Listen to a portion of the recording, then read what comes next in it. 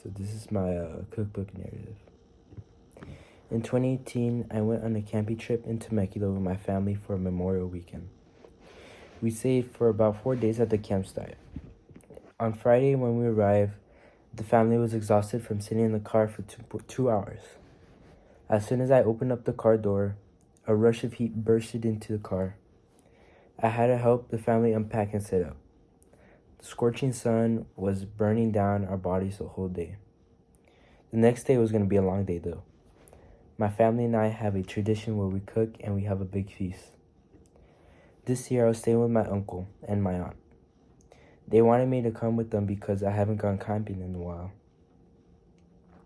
When it turned to dusk, I walked to the lake nearby to watch the sunset. The purple gradient surrounding the sun reflected upon the lake. It was a beautiful sight to see. I walked back to where the camp was and said goodnight to everybody, and I went to sleep. The sun's rays and the smell of bacon woke me up in the morning. I got up and started to help around. I helped my uncle make breakfast. In a span of 15 minutes, I sat down on the table, ready to eat waffles with eggs and bacon. The bacon had a crispy, but not too crispy where it's burnt and brittle. I asked my uncle, "How do you cook this? It's so crispy and delicious." He responded, "It's a secret." I went through the day starving myself to death so that I could eat a lot for the feast. It was about 5 o'clock when I started to help my uncle prep for the feast. He had gotten a cast iron skillet out of the boxes he had brought and put it on top of the pop-up stove. He drizzled olive oil on the pan, and then I brought him the steaks and the butter he had in the cooler. He seasoned the steaks with salt and pepper as the pan was getting heated up. When the pan started to smoke, he placed the steaks in the pan. As soon as the steaks touched the pan, the oil sizzled.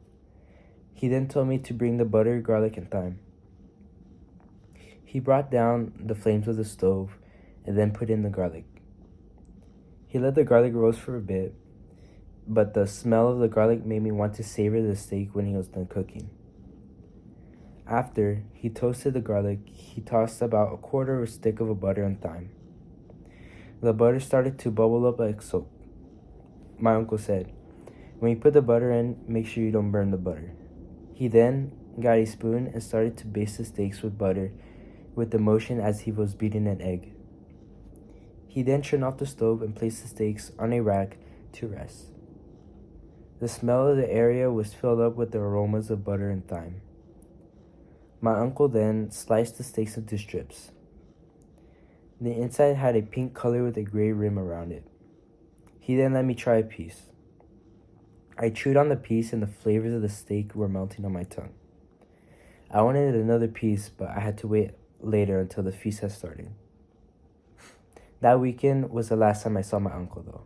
He soon passed away the following year due to COVID.